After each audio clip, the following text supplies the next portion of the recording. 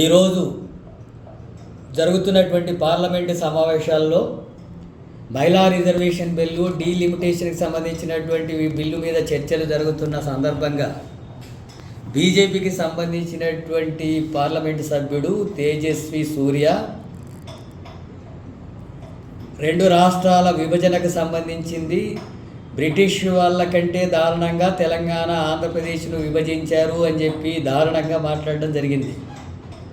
ఒకవేళ అంత దారుణంగా విభజన జరిగి ఉంటే ఆనాడు బీజేపీ ఎందుకు సమర్థించింది? ఇక్కడున్న రాష్ట్ర నాయకులు ఎందుకు ఉత్సవాలు జరుపుకున్నారు? వెంకయ్య నాయుడు కానీ, సుష్మా స్వరాజ్ కానీ మా వల్లనే తెలంగాణ రాష్ట్రం ఏర్పడింది, మేము మద్దతు ఇస్తేనే అని చెప్పి వ్యాఖ్యానం చేశారు.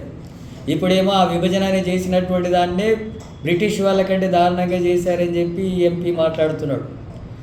అలాగే చాలా సందర్భాల్లో మోడీ కూడా ఈ రెండు రాష్ట్రాల విభజన సందర్భంగా అనేక రూపాల్లో అవమానకరమైన పద్ధతుల్లో మాట్లాడుతున్నాడు.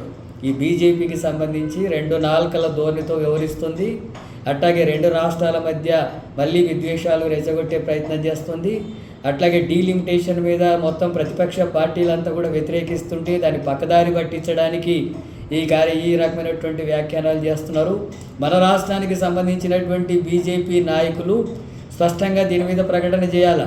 ఆనాడు రాష్ట్రం ఏర్పడ్డ దాని సందర్భంగా ఉత్సవాలు జరుపుకొని మా వల్లనే అని చెప్పి చెప్పుకున్నటువంటి వాళ్ళు ఆ విభజన అనేటటువంటిదే సరిగా జరగలేదని చెప్పి బీజేపీ నాయకులే మాట్లాడుతుంటే వీళ్ళు మౌనంగా ఉంటున్నారు.